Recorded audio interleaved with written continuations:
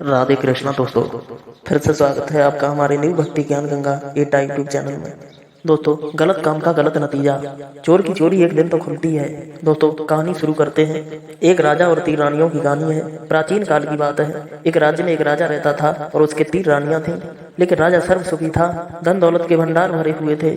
लेकिन राजा की कोई संतान नहीं हुई थी। इस कारण राजा ने 3 बार शादी की थी। लेकिन राजा की बड़ी रानी बहुत चतुर चालाक थी और राजा को सबसे बड़ी रानी अति प्रिय थी।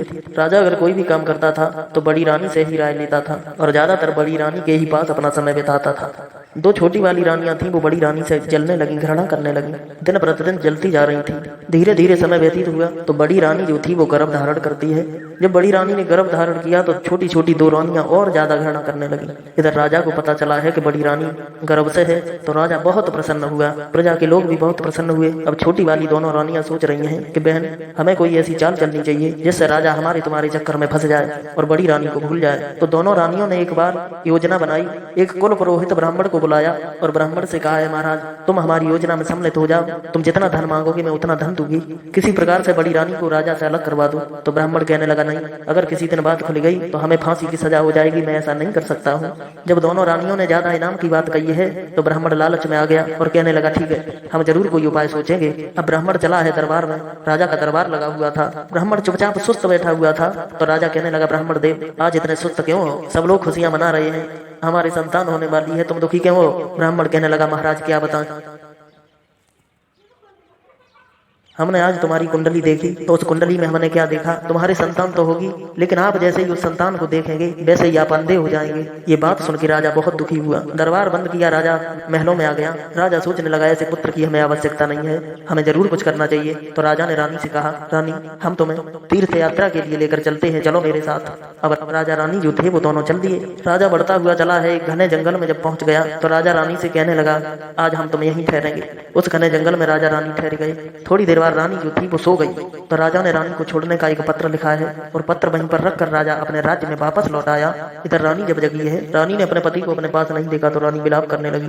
फिर रानी ने उस पत्र को पढ़ा है तो रानी ने विलाप करना बंद कर दिया। वो पत्र पढ़ के सोचने लगी, अब तो राजा ने हमें छोड़ ही दिया है, जरूर उन दोनों रानियों की कोई न कोई चाल है। रानी वहां से आगे बढ़ गई। रानी ने क्या देखा, सामने एक आश्रम है, वहां पर एक महात्मा बैठे हुए थे। महात्मा जी की रानी पास में पहुंच गई। महात्मा ने जब देखा तो आश्चर्यचकित रह गई। सोच रहे हैं, इस वन में ये स्त्री क्या कर रही है? रानी पास में पहुंच गई और रानी ने सारी बात महात्मा जी को बताई। तो महात्मा जी कहने लगे, कोई बात नहीं, तुम मेरे आश्रम पर रुको, जब तक संतान ना हो तब तक यहीं पर रुको। अब रानी वहीं पर रहने लगी। कुछ दिनों बाद रानी के गर्भ से एक पुत्र का जन्म हुआ। बहुत विद्वान था वो पुत्र, बहुत सुंदर था। तो महात्मा जी ने उसका नाम विशाल रख दिया। महात्मा जी के आश्रम में कुछ बच्चे और पढ़ने के लिए आया करते थे। विशाल थोड़ा बड़ा होने लगा, समझदार होने लगा। तो महात्मा जी उसे गुरु दीक्षा देने लगे। तो महात्मा जी सब बच्चों से पूछते, बेटा तुम्हारे पिता का नाम क्या है? तो सब बच्चे बता देते, लेकिन विशाल को अपने पिता का नाम ही नहीं पता था। विशाल अपनी माँ से पूछता, माँ मुझे बताओ मेरे पिता कौन है? अब रानी उसे बातों में बहला देती, कोई खाने की चीज दे देती। विशाल भूल जाता था पूछना। धीरे धीरे विशाल जो था वो 16 वर्ष का हो गया। इधर महात्मा जी का भी मरने का समय हो गया। तो मरने से पहले महात्मा जी कहने लगे हैं, बेटी, और विशाल को पास में बुलाया कि अब हम तो यमलोक जा रहे हैं। और विशाल से कहा है, बेटा, जो हमने सारी जिंदगी में पूरी तपस्या में जो चीज प्राप्त की थी वो हम तुम्हें देकर जाएंगे। महात्मा ने एक थैली निकाली और एक बाण निकाला और कहा है, बेटा, जब भी तुम्हें जितने भी धन की जरूरत पड़े तो इस थैली से तुम धन प्राप्त कर सकते हो। और ये बाण जो है, कोई भी कितना भी शक्तिशाली हो, तुम जिसके ऊपर छोड़ोगे उसे भेद कर ये बाण वापस तुम्हारे पास आ जाया करेगा। इतनी कहकर महात्मा स्वर्गलोक चली गई।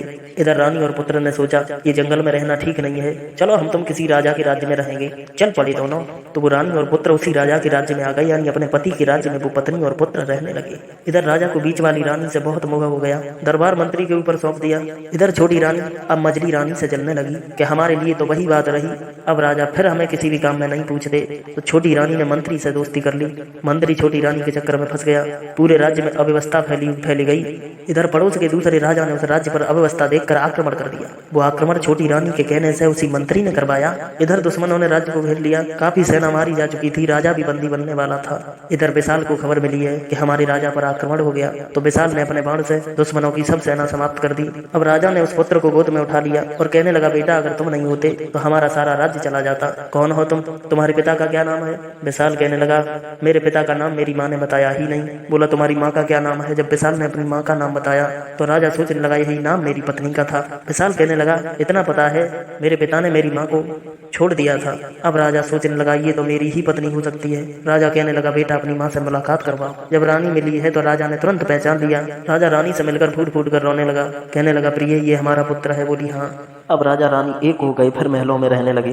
पुत्र भी बड़ा हंसी खुशी से रहता है। अब जिस राजा ने राज्य पर आक्रमण किया था वो राजा बंदी बना लिया था। वो राजा एक दिन सारी हकीकत बताने लगा कि महाराज हमें यहाँ से छोड़ दो, तुम्हारे मंत्री ने अपनी राय देकर हमसे आक्रमण करवाया था। अब